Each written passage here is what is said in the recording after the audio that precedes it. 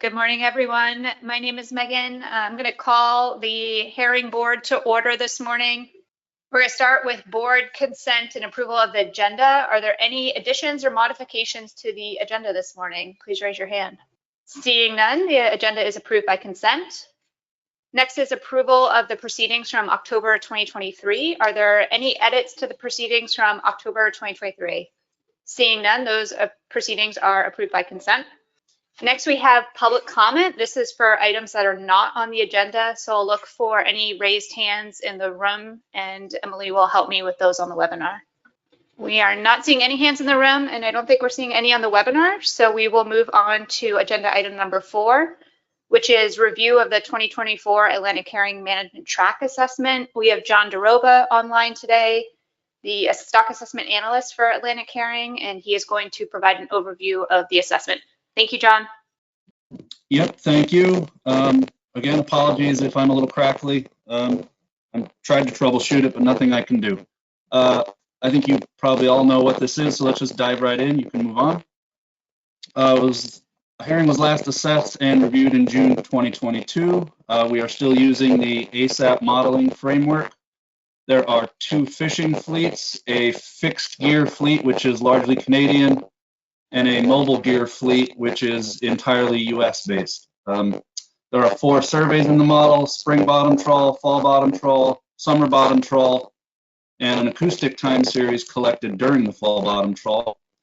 Natural mortality is constant at 0.35, and we use F40% and biomass at 40% as proxy reference points. Next. That assessment concluded the stock was overfished, but overfishing was not occurring. Next. Here's the catch time series in units of metric tons, with the US mobile fleet in black and the fixed, mostly Canadian fleet in purple. Discards are only available for a portion of the time series, but they're relatively small compared to landings. And I think the most noteworthy here is that catches have really declined in response to both management and low stock size in recent years. Here are the indices. So this is the spring bottom trawl, at least during the Bigelow years, since 2009. The fall bottom trawl during the Bigelow years, again since 2009. Yep, thank you. Summer bottom trawl.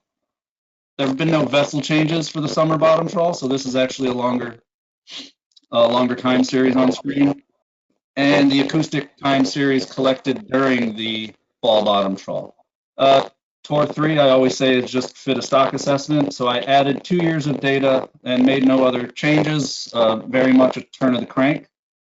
I'm not going through the full suite of diagnostics, but the retro is major. So the retrospective pattern for F is in the top row and spawning stock biomass in the bottom row. If you can't see the row value for F, it is negative 0.261, and there you can see SSB is 0.563. Time series of biomass, total in reddish, spawning stock in blue, and exploitable in green. You can see the stock is low. The fishing mortality rate time series, the black line, F.report, is the value we use for stock status. That is the average F over ages 7 and 8. Thank you. The recruitment time series, you can see since 2013, we have had an unprecedented string of lousy recruitments. That blip you see, that increase in the terminal year, is a statistical artifact. A few years ago, when we didn't have any survey data in 2020 due to COVID, I had to add a likelihood penalty where, in the absence of data, the model will basically move the terminal year recruitment towards the mean. So what you're seeing in that terminal year is the effect of that likelihood penalty, and should be taken with a grain of salt. Reference points, as is sort of a regional standard, the life history traits, weights at age, maturity at age are based on a recent 5-year average. Again, F40% is the proxy. Next. When calculating F40%, selectivity only equals that from the US fleet. That's to make sure that catches from Canada that we don't control and aren't quota-based don't end up affecting our overfishing status, at least not directly. Recruitment is sampled from the empirical cumulative distribution using estimates from 1992 to 2021. The most recent 2 years are excluded due to high imprecision because the terminal year is 2023. But again, those 22 and 23 are excluded for the sake of sampling recruitment. And then we do long-term projections to calculate the spawning stock biomass proxy.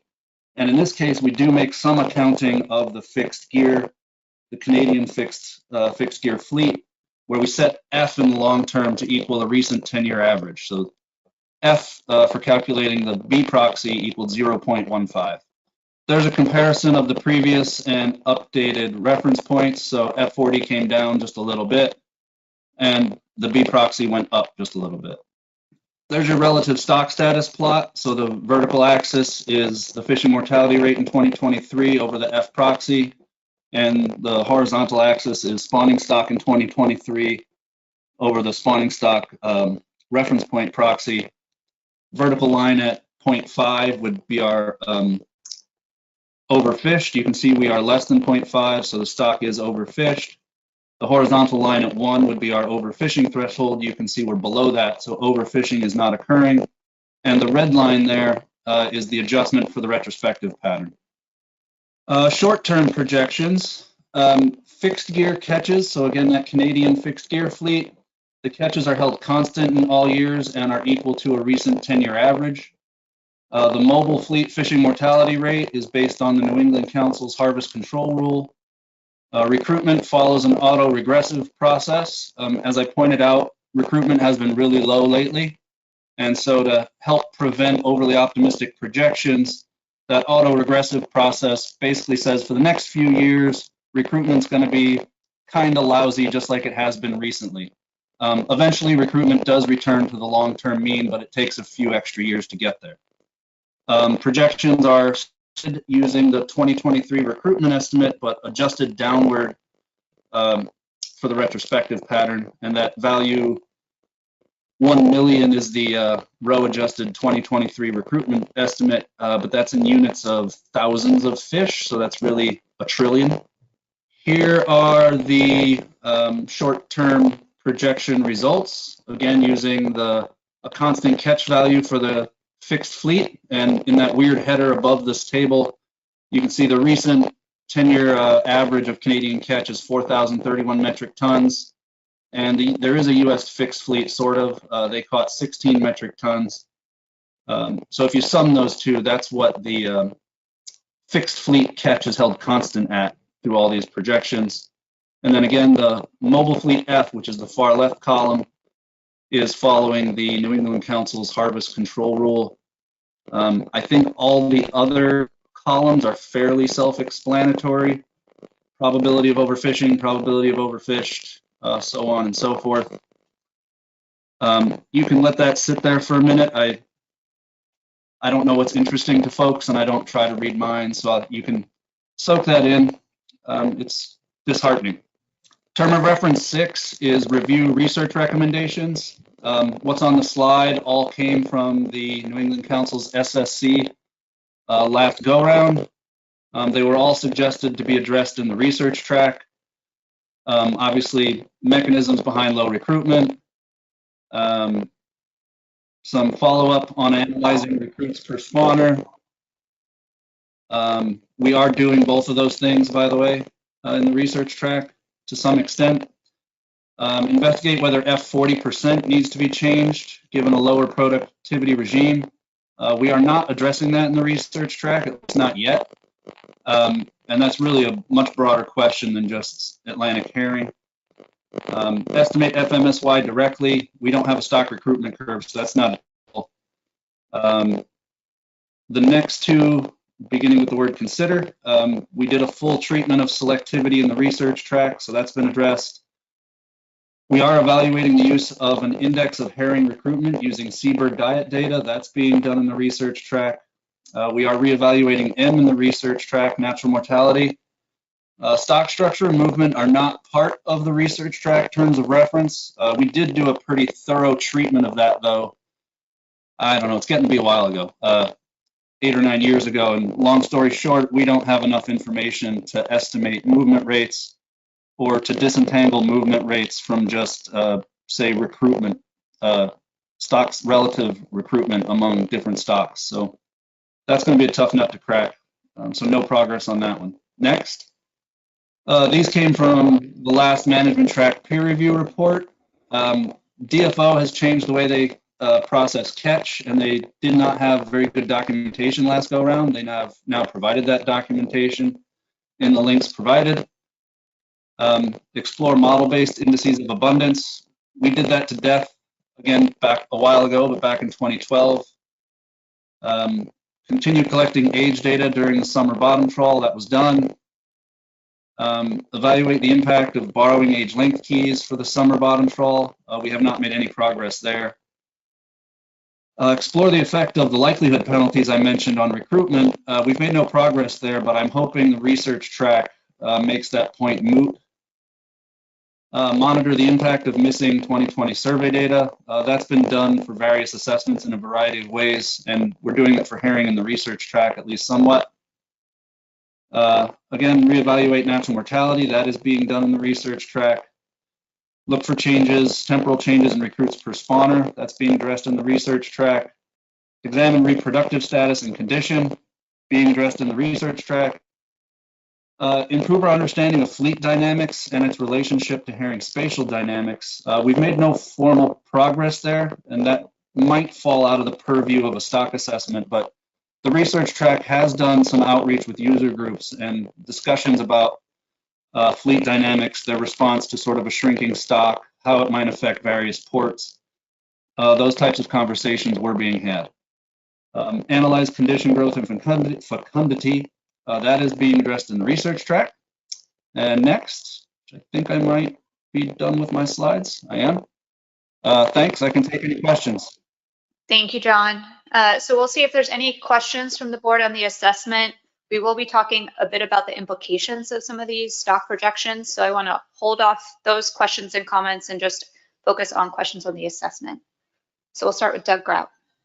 Thank you very much. And thank you, John, for this. Even though it was a scratchy report, we managed to get a good feel for it. I just, having been involved with herring for a long time, my big question is, what has triggered this 10 or more years of low recruitment?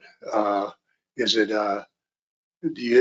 anybody in the assessment been able to figure out why we were doing fairly well for so many years, and then all of a sudden, boom, we're down at 10 years of poor recruitment?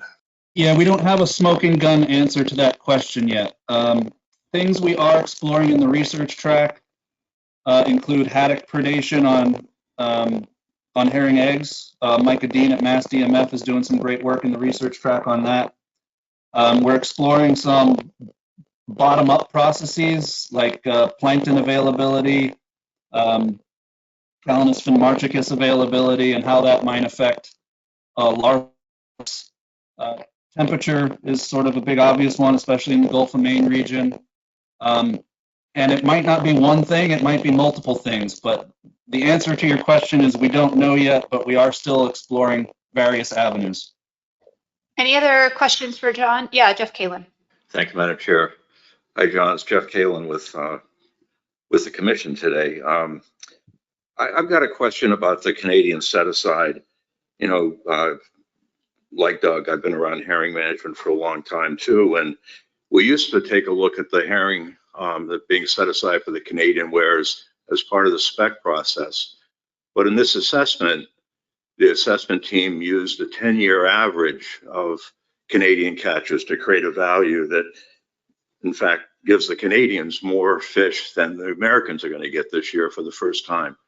When you take their 4,000 off the top, there's less than that for the American fishermen. So why did the 10-year average, why was that chosen? And what does the 5 or the 3-year catches in that sector look like? You said 16 tons was taken on the US side with a fixed gear. So why are we using a 10-year average, and were there alternatives in a shorter time period that better reflect what the actual catches are up there? Thank you. So the 10-year average really wasn't decided unilaterally by myself or the stock assessment process. When I first switched to using a 2-fleet model, which is getting back to probably 2018, maybe even before, I sat with the PDT. At the time, it was probably Deirdre Bulkey as the chair. And we did evaluate 10-year, 5-year, 3-year.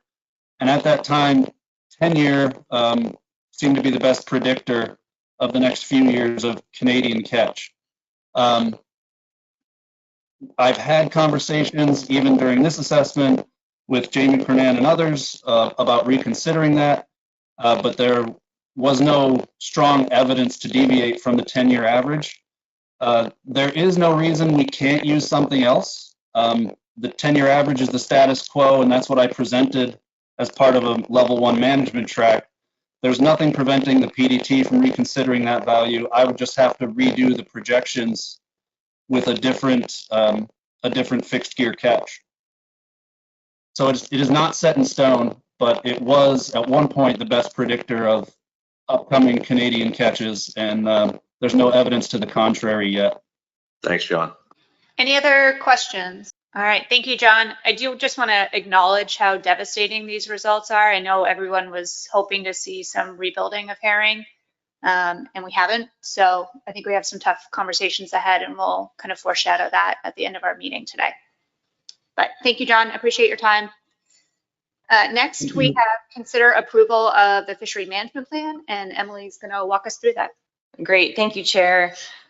So for the FMP review, I will go over sort of the standard sections. I will not go over the status of the stock because we just heard about that. So again, the board's action for consideration today is to consider approving the FMP review for fishing year 2023, state compliance reports, and the one de minimis request that we have. So starting with the status of the FMP, Atlantic herring through the interstate FMP are managed through Amendment 3 and then Addendum 1 and Addendum 2. And we do have complementary management plans between the Commission and the New England Council. Here for fishing year 23 are the preliminary landings from NOAA Fisheries quota monitoring for each of the 4 Atlantic herring management areas.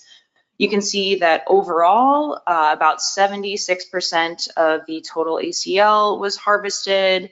Area 1A and 3 were just slightly over their sub-ACLs, and then area 1B and 2 were under their sub-ACLs. And again, this is preliminary. NOAA Fisheries is still working on the final catch accounting for 2023. As far as state-specific landings, 2023 landings, Maine and Massachusetts typically account for the vast majority of herring landings. And then sort of big picture, 2023 landings were more than double than 2022 landings, but just to remind folks in perspective, 2022, 2023, we're still pretty low in terms of the ACLs as compared to the time series. And just a couple of reminders from the plan review team for the board that they wanted to highlight. Just noting that some vessels do regularly land Atlantic herring outside of their home port state. So while some states might have 0 landings, there are still vessels from those states landing herring. And also the PRT wanted to note that the overlap of Atlantic herring with other species can be quite challenging. I know this has come up a lot in conversation, but for example, the mackerel possession limits can be limiting in terms of Atlantic herring harvest, especially in areas 2 and 3. And then also we have some fixed gear harvesters in Maine state waters that have noted, especially this past year, a lot of overlap with menhaden, mackerel, and alewives, which is great to see those species in the Gulf of Maine, but that can make it difficult for targeted fishing. And then also some of the Maine fixed gear harvesters noted that they have seen some more larger adult herring in state waters in recent years. As far as the Area 1A Days Out program for last year, you can see in green were the dates when landing was allowed. So for season 1 for Area 1A, that is June through September, landing days were open from July 16th through August 25th. And then the states went to 0 landing days. And then for season 2, which is October through December, there were a short period of landing days, October 10th and 11, and then back to 0 landing days. And then the fishery landings were again permitted starting November 5th. And that was after the transfer of 1,000 metric tons from the management uncertainty buffer to the Area 1A sub-ACL. That's based on the Canadian catch. Then the fishery did close in state waters on November 6th.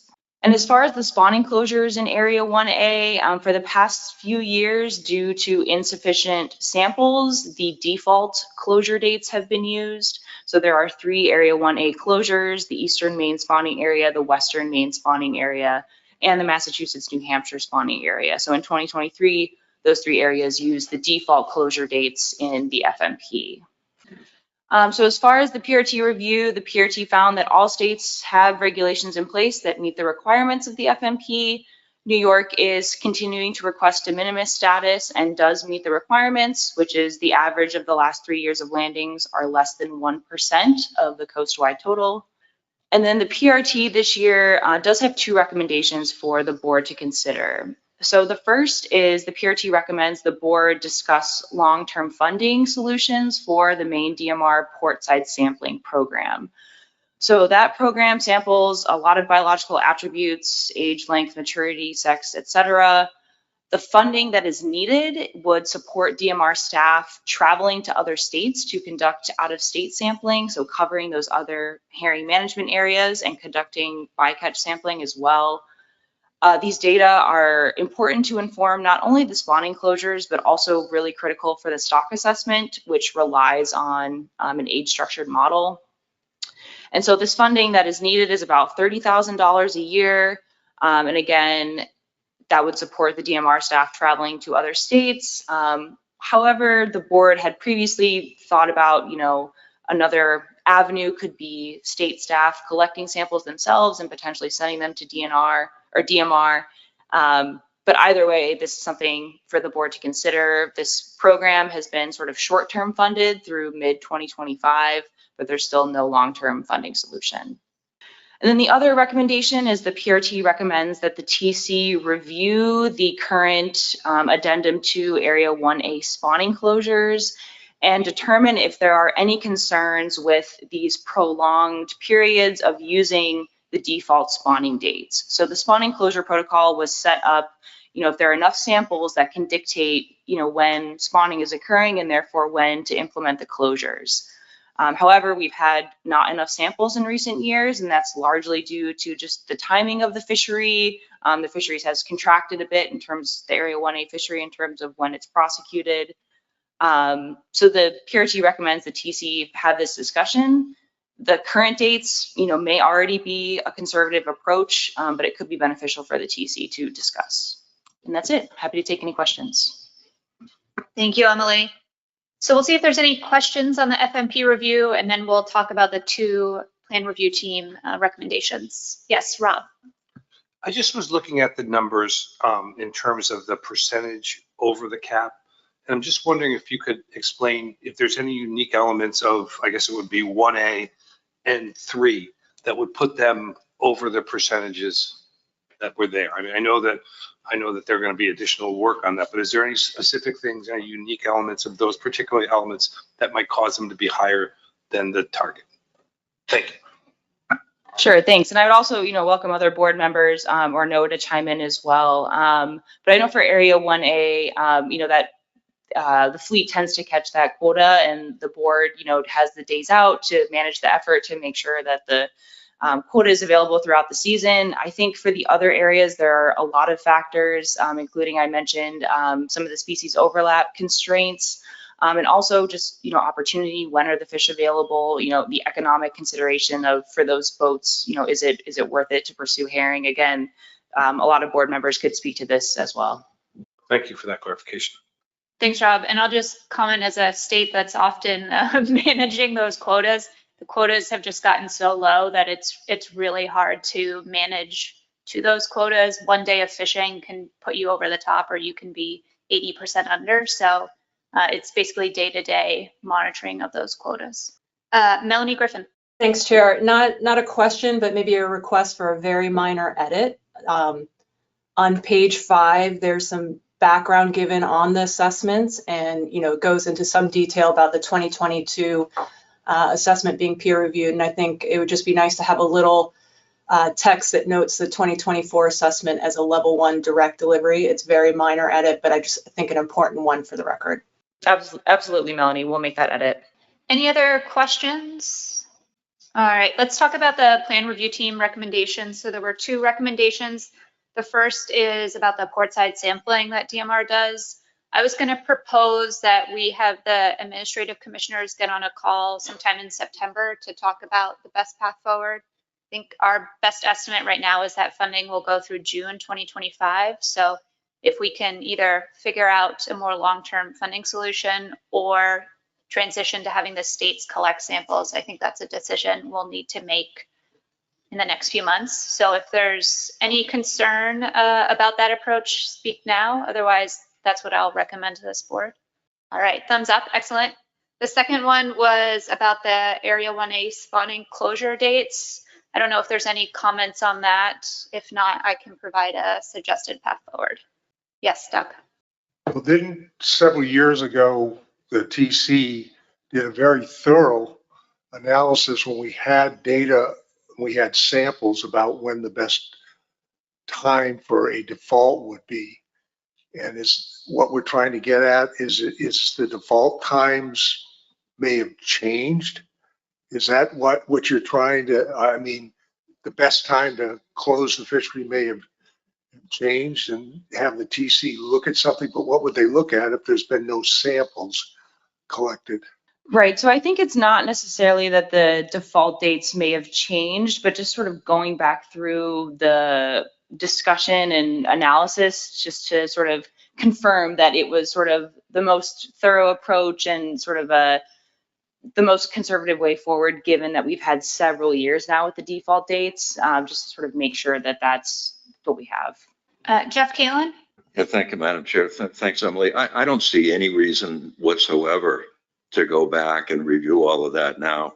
I wasn't in favor as an industry person at the time to go to the default dates, but where we are now, we're going to have 4,000 metric tons of herring fishing in the United States waters this year. 4,000 tons. That's a trip for some boats. A plant just closed. Boats are being tied up to do a lot of navel gazing about something that's been in place and working assumingly well and wasting everybody's time. I can't support it at all. I think we should set it aside until the fishery comes back. We're taking an 82% cut in our ACL in 1 year. I've been around the council process since 1977 and never seen anything like that before. So there's no fishery. I think the funding for the sampling is extremely important. I totally agree with that. But as far as reviewing, taking the PDT's time, all the expertise there to review that at this point in time when there's essentially no fishery, I have a hard time supporting that. Thank you. Thanks, Jeff. Ray, did you want to comment? Yeah, question on one of your slides going back to the fixed gear sector in Maine, their landings. What percentage of the 1A quota does the fixed gear sector in Maine land? Because they're talking about seeing a lot of large herring. So do we know? Have we any idea? I think it's less than 1%. I mean, whatever 16 metric tons divided by the total landings were. So very low. Thank you. All right, so what I'm going to propose, hearing some of the comments, is I think we need to get through specifications first and see the impacts on that on the industry before we start assessing the spawning again. So if folks are comfortable with that approach, I'm going to recommend that moving forward, and we can assess as folks want at future board meetings. Okay, excellent. So we are now looking for a motion to approve the FMP review, state compliance reports, and de minimis for New York. Sheree Patterson. Yes, I move to approve the Atlantic Herring FMP review for the 2023 fishing year, state compliance reports, and de minimis request for New York. Great. Motion by Cherie, second by Ray Kane.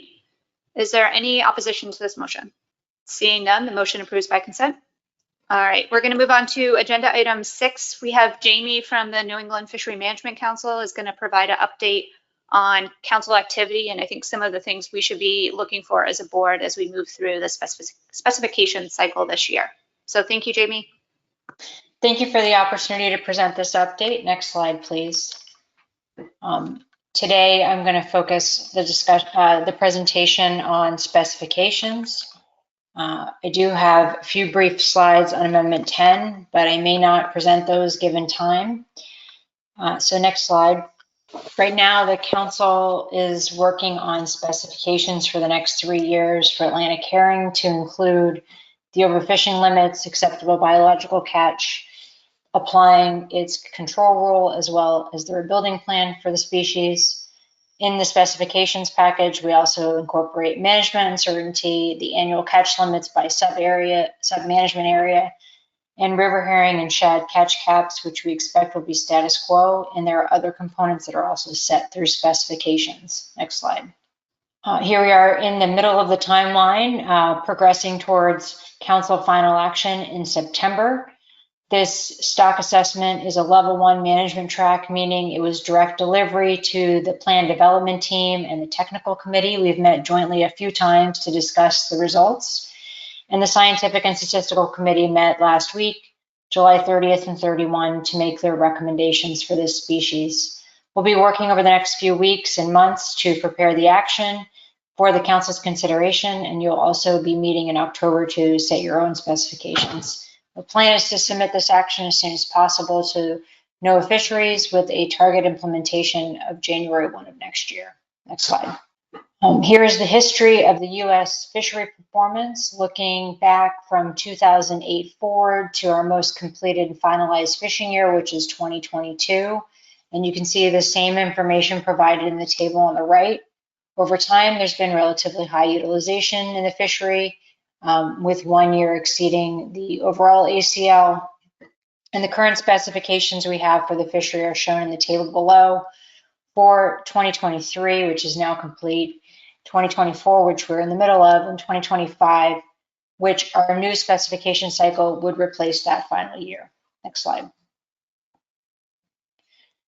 The plan development team and technical committee met and made recommendations for this stock consistent with the council's ABC control rule, using the rebuilding plans with updates provided in the stock assessments, and incorporated in an updated estimate of Canadian catch that uses the most recent and updated information available. Here are the OFLs and the ABCs that we recommended coming out of the stock assessment. Next slide. When the SSC discussed these last week on July 31st, they made the same recommendation this time to the council. Their rationale, which is a council staff summary, their report is in progress and not available for you at this time. We did provide the PDT and TC's report for you for your packet. But this recommendation stays with the council's ABC control rule. It recognizes continued poor recruitment and low spawning stock biomass. The SSC recognized that rebuilding progress is falling behind, and this represents a major reduction from current levels. They felt it was important to use the control rule, given that it incorporates stakeholder input and the role of herring in the ecosystem, and they were concerned about overly optimistic projections. Next slide. The council's control rule, if you're familiar with this, it explicitly accounts for the role of Atlantic herring as forage in the ecosystem by limiting fishing mortality when biomass is greater than 50% of the ratio of spawning stock biomass to spawning stock biomass at MSY. Then there's a higher level of fishing mortality allowed, but when that declines, there is that linear reduction in fishing mortality, and it can even go to 0 in the case of that ratio being 10%. Next slide. Looking at the short-term projections, which John showed you earlier, here in that window that I've identified where the ABC falls in these calculations. A few things to note that the Atlantic Herring Committee and the council will be thinking about is in these projections in 2024, our current year, if the full ABC is caught, and the PDT and the TC talk about this in its memo to the SSC, that there is a very high probability of overfishing, greater than 90%, and something that we want to make sure managers are aware of. Next slide. Another note that's really important is, as we've had a couple of updates to stock assessments since the setting of the rebuilding plan, which took place in Framework 9, there's been revisions to the likely rebuild date for this stock. And now, based on the most recent projections, it looks like the time that we crossed the 50% probability of rebuilding mark is now 2031. Next slide. Here are those projections, so you can see them again showing in this figure. If you look all the way to the right-hand side, in the second column from the right, you can see that probability of rebuilding going over the 50% in 2031. Next slide.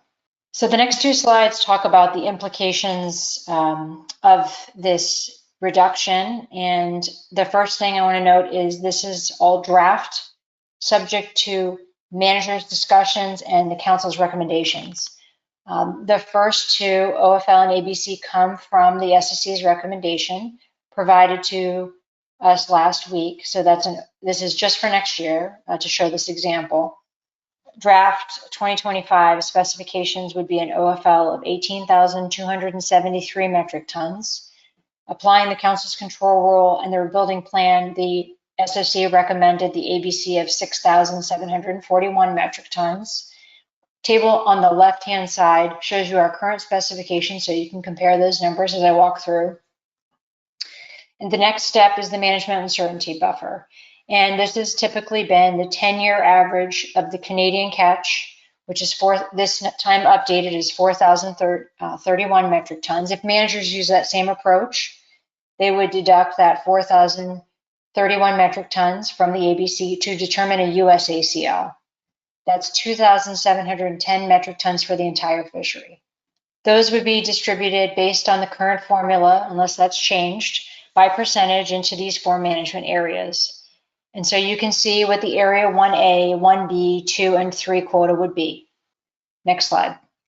If this total US ACL is 2,710 metric tons next year, this represents about 14% of the total ACL we have right now this year.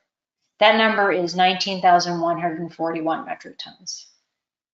It's about 66% of the current in-season catch. And this is when we looked at July 18th. There's been a little bit more catch since then, but the point is the same, that if the fishery was operating as it is this year, it would have already caught the ACL.